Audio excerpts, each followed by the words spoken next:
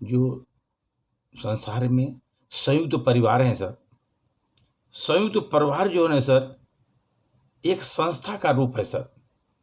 बहुत लोग उसमें रहते हैं, हर लोग काम करते हैं, आगे बढ़ते हैं, एक संस्था के रूप में काम करते हैं, अपने अपने काम पर लगे रहते हैं सर। एक संस्था का रूप धारण करता है एक संयुक्त परिवार सर। उसी संयुक्त परिवार को एक संस्था के रूप में समझो आप, तभी आप आगे बढ़ पाओगे। व्यक्ति और समाज के बीच की कड़ी है परिवार सर। व्यक्ति और समाज के बीच की जो कड़ी है ना, वही परिवार है। ये वही खदान है सर जिसका वातावरण सुसंकृत बना रहे और रत्न निकलते रहे सर। उससे अपना गौरव और राष्ट्र का वर्चस्व बढ़ाते रहिए। परिवार में घटकों का समूह ही समाज है सर। जितने भी परिवार में अलग अलग घटक है वही समाज है। कई परिवार मिलकर एक समाज का निर्माण करते हैं। इसलिए परिवार एक संस्था के रूप में लीजिए, और परिवार जो है घटकों का समूह है सर, और उसके घटकों के समूह से एक समाज बनता है। स्कूली शिक्षा से जानकारी खाली बढ़ती है सर। आप पढ़ाई करोगे, कॉलेज में जाओगे, पढ़ोगे, आपको जानकारी बढ़ती है। आपकी गुण कर्म स्वभाव के आधार पर बनने वाला चरित्र तो परिवार की पाठशाला में ही सीखना मिलता है।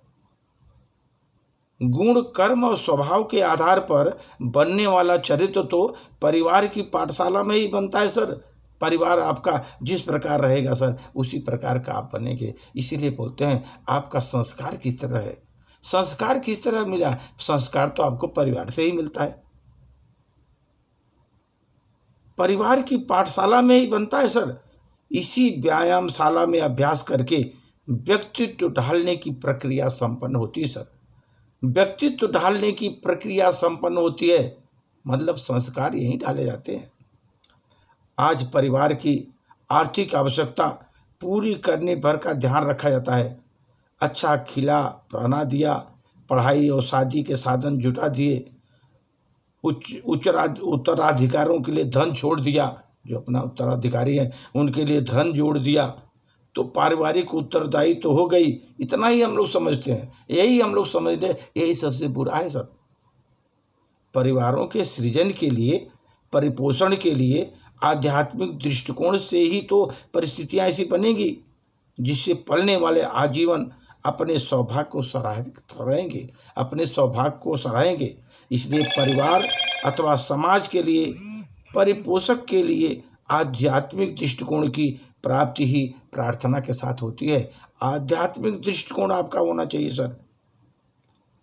सर। जरूरतों के लिए समाज से जुड़े रहना एक सामान्य व्यवहार होता है जरूरत के लिए, किंतु जरूरतों के बिना भी जुड़े रहना सुंदर व्यक्तित्व की पहचान होती है। अगर जरूरत के बिना भी आप समाज से जुड़े हैं तो सुंदर व्यक्तित्व की पहचान होती है। सद्गुणों एवं अच्छे विचारों की शुरुआत सदैव स्वयं से करना चाहिए। जब आप सद्गुण अच्छे विचार की शुरुआत दूसरों को मत बोलिए, सद्गुण लाइए, सच्चे विचार लाइए, खुद से शुरू करिए।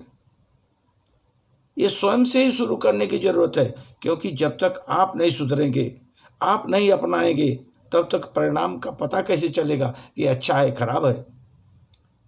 जब तक स्वयं का व्यक्तित्व विकास नहीं होगा, तब तक परिवार, मोहल्ले, समाज, प्रदेश एवं देश दुनिया में विकास नहीं हो सकता सर। आपका जब तक आपका अपना का स्वयं का व्यक्तित्व अगर विकास नहीं करेगा तो आपका परिवार, कोई भी समाज, देश कोई नहीं विकास कर सकता। इसलिए सर शुरुआत अपने से करिए, अपने से शुरुआत करिए, अपने को अच्छा बनाइए। दूसरों को अच्छा बनाने से पहले अपने को अच्छा बनिए। दुनिया धीरे धीरे बदलती जाएगी सर। इसलिए पहले आप अपने को चेंज करिए, दुनिया चेंज ऑटोमेटिक हो जाएगी सर। धन्यवाद।